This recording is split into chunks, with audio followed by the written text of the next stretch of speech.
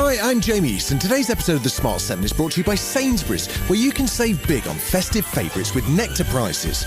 It may be November, but Christmas is just around the corner, and that means you probably need to start your Christmas party planning.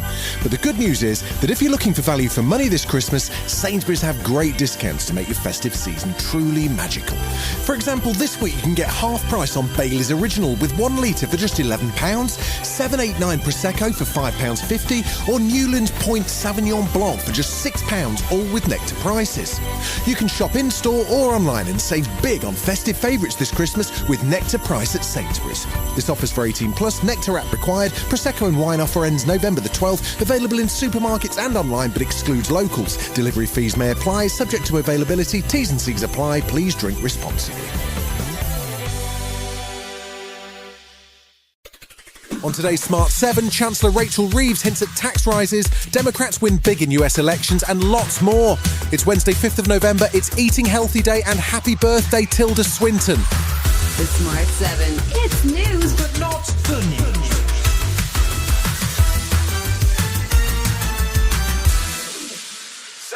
If you'd been hoping that the government might stick to its promise of no new taxes, there was bad news for you on Monday. Chancellor Rachel Reeves gave an unusual pre-budget address to the nation, which hinted strongly that the first rise to the basic rate of income tax in 50 years could be on the way. With the economy cooling and productivity revised downwards, Reeves was blaming decades of economic mismanagement, combined with ballooning public debt, for creating an unpleasant prospect for workers. When I was appointed Chancellor, people put their faith in me to take our country forward.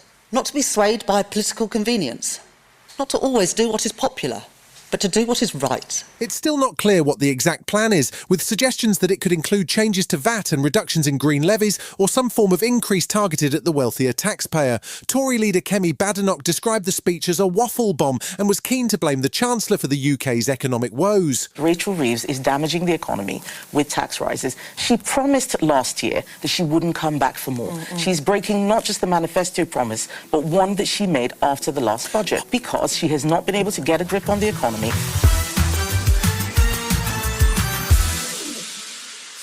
Tuesday saw the death of former US Vice President Dick Cheney, who served alongside George W. Bush and was considered one of the most powerful vice presidents in political history. He was the principal architect of the war on terror following the 9/11 attacks and advocated strongly for the invasion of Iraq. President Bush paid tribute to a man he called one of the finest public servants of his generation. Cheney was one of few senior Republicans to speak out against Donald Trump in the aftermath of the January 6th insurrection attempt. In our nation's 246-year history, there has never been an individual who is a greater threat to our republic than Donald Trump. He tried to steal the last election using lies and violence. He is a coward. A real man wouldn't lie to his supporters. Trump won't have been thrilled by the election results from Tuesday, which saw wins across the board for Democrats. They won the 2 governor races in Virginia and New Jersey. Gavin Newsom's plan to add 5 new congressional seats was approved in California, and they also won the New York mayoral election. Zohran Mamdani becomes the first Muslim mayor of New York, winning more than 50% of the vote in an election with a huge turnout, and he sounds ready for the fight with the US president. So Donald Trump, since I know you're watching, I have 4 words for you. Turn the volume up.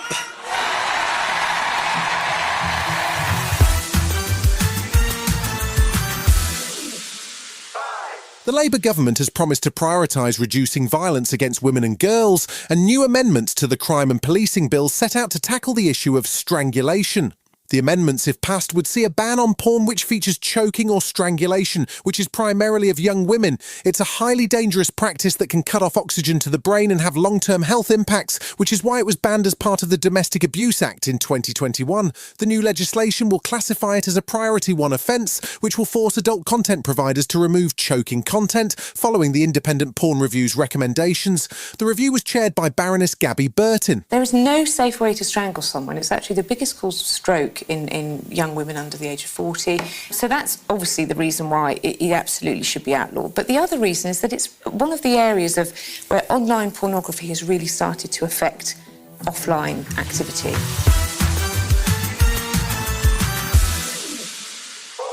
Windsor Castle was the location for a special moment for former England and Man United player David Beckham on Tuesday. He was officially knighted by His Majesty the King for services to sport and for his charity work. Sir David was joined by his wife Victoria and his parents. The Beckhams are both already OBEs, but the upgrade to knighthood was something that delighted Beckham, and he was particularly pleased that the King was impressed by his choice of suit. Because I had a successful career, I was able to implement change with the things that I said and the things that I got involved in, and I think that's why the charity work that I do is so important to me. But the 14-year-old boy from East London standing here in the castle with His Majesty the King, it's a very proud moment for me and my family. Still to come on today's Smart 7 in association with Metro, wins all round in the Champions League, and Jonathan Bailey makes sexy history. Right after this. For members only, the trial plus.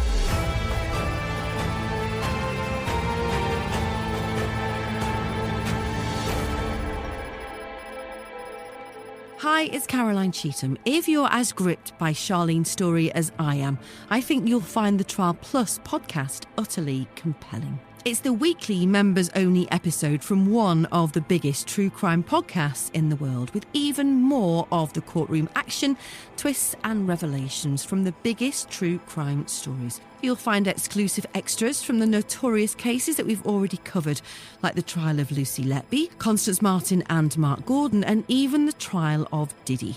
But we'll also be bringing you the disturbing true crime in your area that you may not even be aware of.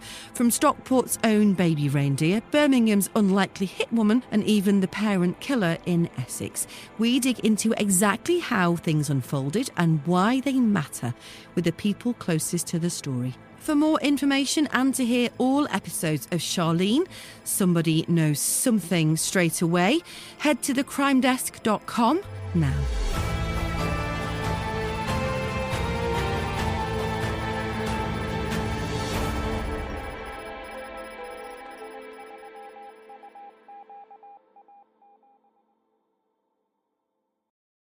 Welcome back. Tuesday night saw 9 more matches of Champions League action, with Arsenal, Spurs and Liverpool all facing European opposition. Arsenal were in the Czech Republic for an early game against Slavia Prague, and they got a comfortable 3-0 win. Liverpool faced Real Madrid at Anfield and got a 1-0 win to keep them in the top half of the table. Spurs were at home to Danish side FC Copenhagen, in need of a win after a loss to Chelsea at the weekend, and they bounced back well. The game finished 4-0 to Thomas Frank's side, even though they were reduced to 10 men with 30 minutes to go. And we won a very, very good win, which was impressive in many ways, because I think it was a game we were completely in control of from minute 1 to the 2-0, and then we got the red card, and then seems like the players find another level, which was super impressive.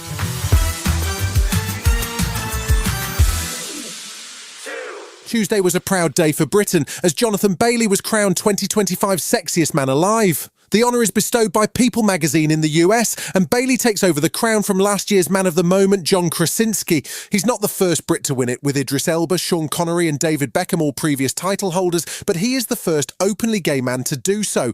Bailey is about to be back on cinema screens in part 2 of Wicked, and he says the official photo shoot was a real moment. You go slightly mad when you're doing so the only thing madder than doing Richard II was to be invited into this, and also in 2025 you just think, I'm sort of thrilled that People magazine have bestowed this honour on someone who can really cherish the value of a sexy man.